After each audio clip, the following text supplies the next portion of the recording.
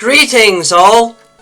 Today, we'll be examining the uncommon ground or ground steel type Pokemon Diglett and its relatively rare evolution Dugtrio, the two collectively known as the Mole Pokémon. While they might not look like the most imposing of creatures out there, the members of the Diglett family are speedy critters that can hit fast and hard and more than dig circles around opponents too slow to outmaneuver them. Diglett are mostly unseen by the eyes of others, and the majority of their body is actually hidden underground. Little is known about what they look like beneath the ground, save for the fact that they have feet. Above the surface though, their brown bodies have a cylindrical form with a domed top. The only distinguishing features that are readily noticeable are their greyish black eyes and pink noses. They have an Alolan variant that is mostly the same in form, though their skin is a richer shade of brown and the top of their head is adorned with a trio of metallic whiskers that serve a multitude of sensory functions. The evolved form Dugtrio are effectively identical in appearance to their pre-evolved form. The only major difference is the fact that they exist in groups of 3 instead of individual units. Their Alolan variant is in a similar situation, but they at the very least are noted for the large helmet-like mats of metallic sensory hairs that flow up and over the tops of their heads. Diglett and Dugtrio are subterranean creatures that spend the vast majority of their life underground in cool, dry soil and rock within massive underground complexes, normally only coming above ground at night or when it is relatively dark. The reason behind this is that their skin is extremely thin, in turn meaning that their blood heats up very quickly under intense sunlight and renders them very weak and possibly dead within only an hour or 2 at most. As such, these creatures only ever reveal their heads above ground, keeping the rest of their body completely hidden from view. Despite the best attempts made with ground-penetrating radar and other analytic techniques, to this day, no one is quite sure what these mammals actually look like beneath the ground. At best, the only thing that can be said for certain is that they do have some sort of feet. Regardless of what they actually look like, Diglett and Dugtrio are exceptionally nimble creatures that can tunnel through the ground at breathtaking speeds despite their small size, and can more than outwit would-be predators by popping up and down the soil too rapidly to be struck. Interestingly enough, it is this behavior that is believed to be responsible for the creation of the original Whack-A-Mole game, a fitting title considering they are closely related to moles. Sadly, this incredible speed is only useful for defense, as Diglett and Dugtrio are incredibly susceptible to damage and have little in the way of actual health to protect themselves with, making them a fairly poor choice early on for combat. At the very least, these creatures can make up for their lack of defensive strength and stamina in their abilities for one thing, as their penchant for being able to rapidly dig pits to trap opponents can allow them to have the rare arena trap ability as a base ability, while the tough, durable skin can react well with sandstone weather to give them a much-needed buff to their power and agility, having access to Sand Veil as another base ability and Sand Force as a hidden ability. In looking at their stats, Dugtrio in particular, it can be said that these creatures lack much in the way of everything, as most of their base stats are quite low, and they are unable to deliver as much of a useful punch even physically as other ground types can, so these beasts are not always the best prepared for most situations. The one thing that they do have going for them is their exceptional speed, as these creatures have an above average base speed stat for a fully evolved Pokemon of any of their types, normal and Alolan variants alike, and with the highest base speed stat out of all ground type Pokemon, these critters can at the very least make others look like fools chasing after them with little hope of readily slowing them down. Despite their obvious flaws, Diglett are often raised on farms across the Kanto region because they do perform a very important function: tilling soil. Due to how they actually move through the soil and the shallow depth at which they dig, Diglett physically churn the soil near the surface as they travel through it and leave a discernible mound of dirt in their wake, which has the effect of perfectly tilling the soil and making it ready for planting crops and other plants. Plus, their droppings act as a natural fertilizer. This has made Diglett a key component in the organic food market within the regions they occupy, and has proven to be a saving grace to the species on more than one occasion, as Diglett can otherwise be an extreme nuisance when eating the roots of crops underground and churning up the foundations of homes and destroying property with their bulldoze attacks. Farmers will often go so far as to plant the few specific types of trees that Diglett like to feast on in order to entice them into coming to their farm and plowing their fields.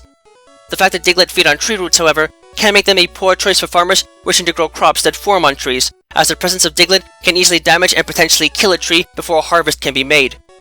Thankfully, most farmers today are aware of this issue and protect their trees by manually planting and covering the roots of the trees with strong wire mesh to prevent Diglett from getting to them. The digging abilities of both Diglett and Dugtrio are further demonstrated in the famous Diglett's Cave within the Kanto region, which is a large cavern that was built as a home by Diglett and Dugtrio and are consequently the only creatures that occupy it, as well as the similarly constructed Diglett's Tunnel in the Alola region. It is further noted that Diglett are one of the few species of Pokemon known to have a unique variant within the confines of the Alola region. In this region, these creatures have a very slightly decreased base speed stat and a very slightly increased base defense stat, and exist as ground steel types. They can have access to the signature Tangling Hair ability, which reduces the speed of anything that directly strikes them in place of Arena Trap, and they have access to the Metal Claw and Iron Head attacks in place of the Scratch and Slash attacks learned by the normal counterpart. For the most part, Alolan Diglett live very similar skittish lives compared to their normal variant, and is still valued by farmers in the Alola region for the tilling abilities. In response to the volcanic environments they occupy, and the tough, metal-rich volcanic rock they must regularly dig through on the islands though, these creatures have developed a fine layer of metallic material on their skin that helps to make their bodies stronger and resilient to the hard volcanic rock compared to Diglett from other regions, reflects the heat given off by magma underground, and has granted them possession of a trio of whiskers on the top of their head that are formed from ribbons of metal found in the local soil.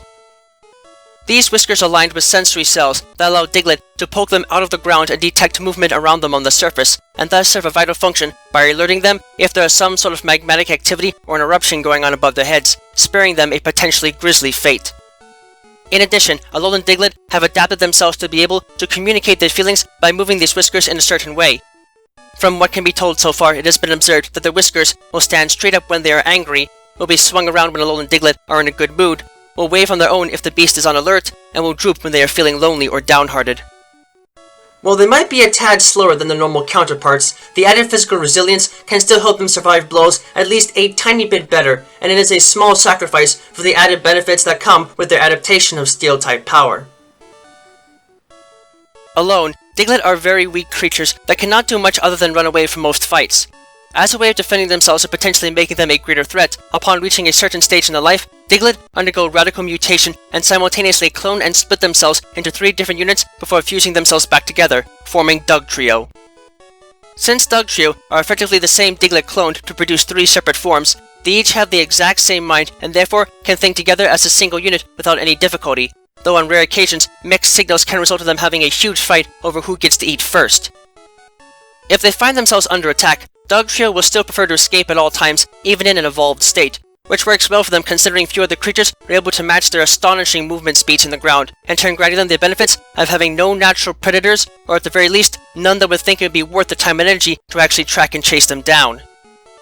While they might be a tad slower than their normal counterparts, the added physical resilience can still help them survive blows at least a tiny bit better, and it is a small sacrifice for the added benefits that come with their adaptation of Steel-type power.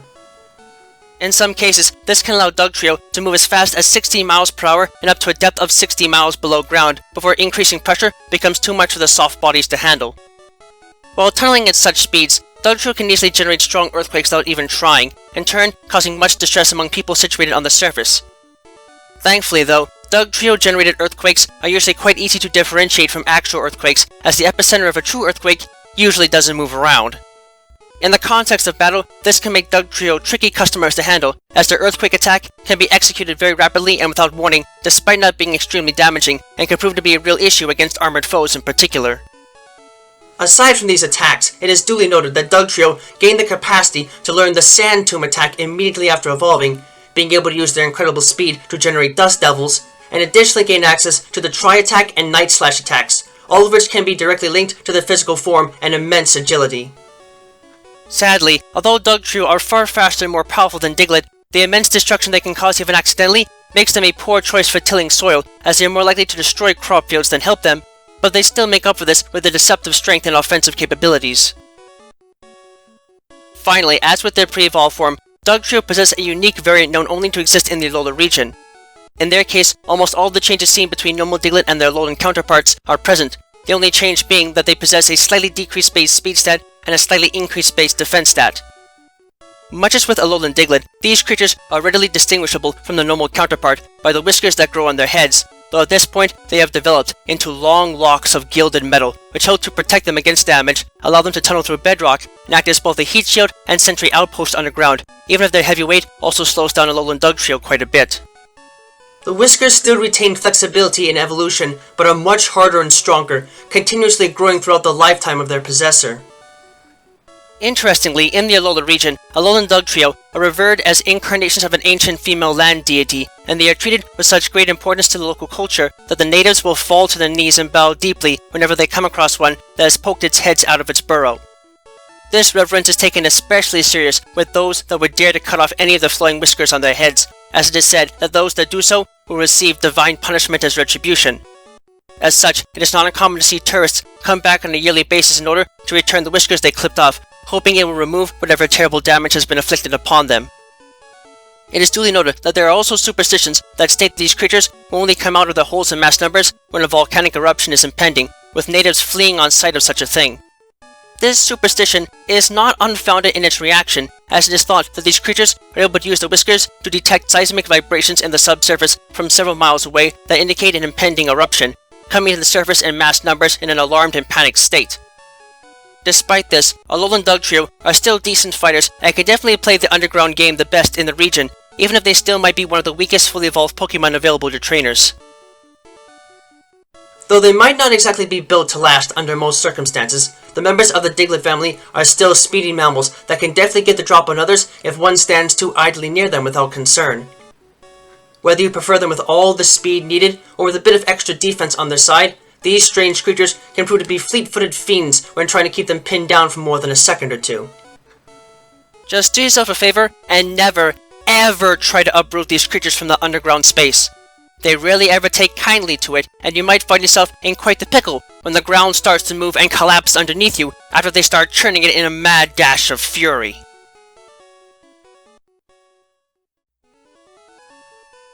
Thank you all for watching this video. It is always an honor to be able to speak with you all on the subject of Pokemon in a way that brings me great joy and happiness in my work. If you would like to keep tabs on past and future work, click that subscribe button, check out my work on DeviantArt, and don't be shy about following me on Twitter, where you can find pertinent announcements on upcoming work before it is officially posted. Links to both can be found in the video description. If you would like to support my work and help Miguel and I continue to produce more content for you and improve upon our presentation, please visit us at my Patreon page, which you can also find a link to in the video description. With that, I thank you for watching and I wish you well.